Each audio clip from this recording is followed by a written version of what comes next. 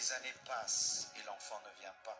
Sarah pousse Abraham vers Agar et ils ont un enfant Ismaël qui n'était pas le fils de la promesse. Et Dieu vient corriger cela. Il passe par Sarah afin de demander à Abraham de chasser Ismaël.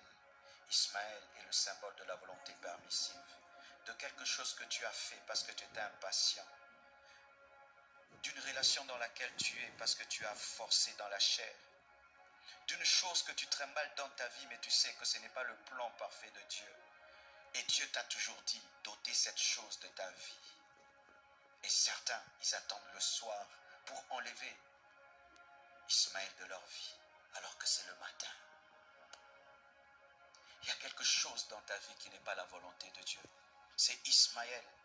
Dans des moments charnels où tu avais perdu ta vie de prière, ton intimité avec Dieu et ta foi, tu as fait des alliances, tu as engendré des choses, tu as commencé des choses, mais tu te rends compte quand tu deviens spirituel que ce n'était pas le plan de Dieu. Et Dieu te dit d'enlever Ismaël et c'est le matin.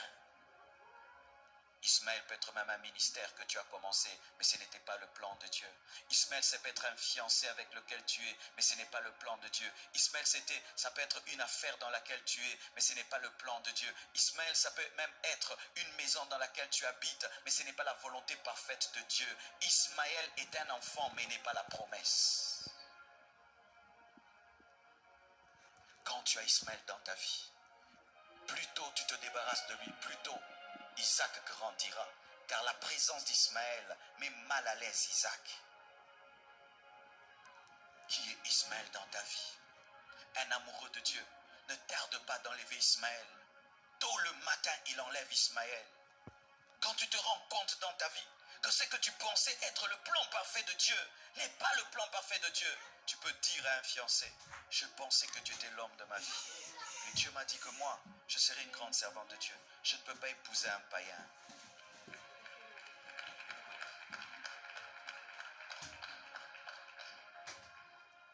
Tu peux avoir commencé un ministère dans la rébellion contre ton père spirituel. Mais quand tu deviens spirituel, tu te rends compte que cette église n'est pas dans la volonté de Dieu. Tu fermes l'église et tu rentres au pied de ton pasteur. Et tu dois le faire à temps. Tu dois le faire très tôt. Qu'est-ce qui est dans ta vie, Ismaël? Lorsque tu as Ismaël dans ta vie, voici ce qui va t'arriver. Ce n'est pas Satan qui te combattra, c'est Dieu lui-même qui va te combattre. C'est lui qui sera ton ennemi numéro 1. Il s'opposera à toi jusqu'à ce que tu comprendras que tu n'es pas plus sage que lui. Enlevez vos Ismaël très tôt. Ne dis pas je vais le faire dans 1 mois, dans 2 mois, dans 3 mois. Le plan de Dieu va prendre du retard dans ta vie. Je vous assure mes frères et sœurs, il y a des choses qui prennent 10 ans dans nos vies alors que ça devait prendre 1 semaine. Tellement que tu as tardé d'enlever Ismaël, tellement que tu as tardé d'enlever Ismaël, et Dieu voit qu'Isaac sera en danger. Tant que tu ne lâches pas la volonté permissive, tu ne vivras jamais la volonté parfaite de Dieu. Certains ici, vous êtes dans des relations qui ne sont pas de Dieu. Tu vis dans la même maison qu'un homme qui ne t'a pas épousé. Mais Dieu t'a toujours dit qu'il va te donner ton mari. Mais voici la condition que tu as donnée à Dieu. Donne-moi d'abord mon mari avant que j'abandonne celui-ci. Ça ne marche pas comme ça. Tu lâches Ismaël. Tu dois lâcher Ismaël. Tu dois lâcher Ismaël. Je dis tu dois lâcher Ismaël. Dieu me dit qu'il y a des gens qui sont dans de telles situations, qui sont en train de poser des conditions à Dieu avant d'obéir. Vous allez obéir trop tard.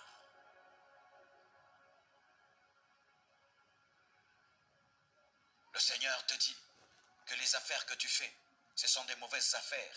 Tu es en train de gagner ta vie, mais dans le vol, tu gagnes ta vie dans la magouille. Et il te dit d'arrêter ce travail, mais tu poses cette condition. Seigneur, tu me donnes d'abord un bon travail, et alors j'abandonnerai le mauvais. Non, tu abandonnes le mauvais d'abord, et le plan de Dieu s'accomplira.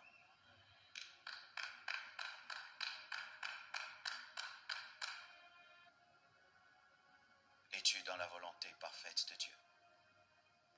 La chose que tu as a été engendrée par quoi? Par l'impatience, a été engendrée par la chair, a été engendrée par l'esprit, a été engendrée par toi-même. Tu as forcé les choses et voilà que tu as Ismaël entre tes mains. un enfant problématique. Jusqu'aujourd'hui, Ismaël est un problème pour Abraham. Ismaël a engendré tous ces gens qui bombardent le monde et qui créent des guerres dans le monde entier. Faites très attention, obéissez à temps. Vous savez, mes frères et sœurs, lorsqu'une maladie est au début, on peut la soigner très tôt. Mais si tu la laisses grandir, tu peux vivre une amputation. Plus tôt tu obéiras à Dieu, plus tôt Dieu te guérira. Et si tu fais 10 ans, 20 ans, 30 ans avec Ismaël, il fera partie de ta vie. Et le jour que Dieu va l'enlever, une partie de toi sortira. C'est lorsque des gens arrivent jusqu'à avoir des enfants avec un mari d'autrui, des enfants qui ont grandi. Et là maintenant, l'Esprit de Dieu te dit de te séparer. Mais vous voyez le déchirement que ça cause. Ce n'est pas seulement que tu te sépares d'un homme, mais il y a des enfants. Pourquoi? Tu as tardé d'enlever Ismaël de ta vie.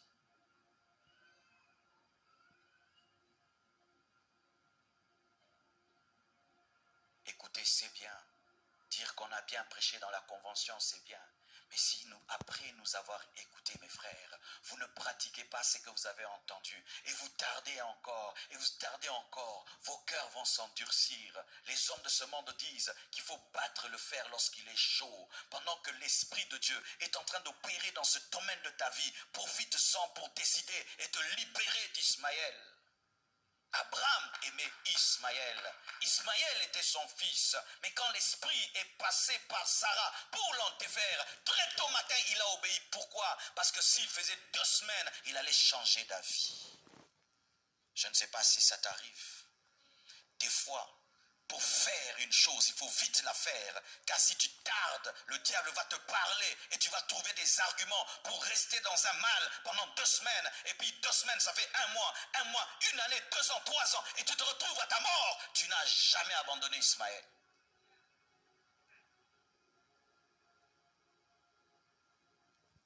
Même si tu vas laisser Ismaël dans le désert en pleurant, pleure, mais laisse-le dans le désert.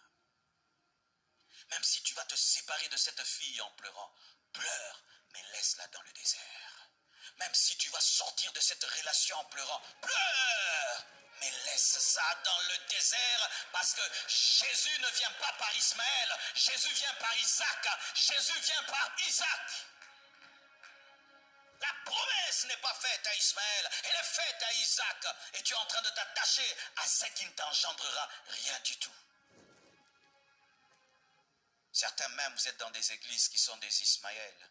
Tu es allé dans une église par colère, tu es allé dans une église par rébellion, tu es allé dans une église par impatience. Et là-bas, tu es en train de mourir spirituellement, tu es en train de mourir en toi-même. Et le Seigneur te parle et il te dit, ce n'est pas l'endroit, mais tu as déjà une responsabilité, tu as déjà des postes, tu as des ceci, de cela, et tu te regardes que tu perdras cela. Tout ce qu'on t'a donné là-bas comme titre, c'est Ismaël, car des fois, le diable encourage la rébellion en faisant qu'on t'élève dans la rébellion. Ismaël, ce sont des faux papiers. Des faux papiers. Tu t'appelles Jonathan, mais dans tes papiers, tu t'appelles Gélor. Des faux papiers. Une vie de mensonge, où tu mens chaque année et chaque mois. Ismaël, une vie qui n'est pas ta vie. Lorsque tu regardes ta vie, est-ce que c'est ta vraie vie? Aimes-tu ta vie? Es-tu heureux de cette vie que tu as? C'est Ismaël. Tu dois quitter cette vie. Mais tu dois décider quand? Partagez nos vidéos. Abonnez-vous massivement à notre chaîne Oracle de l'Éternel. Abonnez-vous, abonnez-vous, abonnez-vous.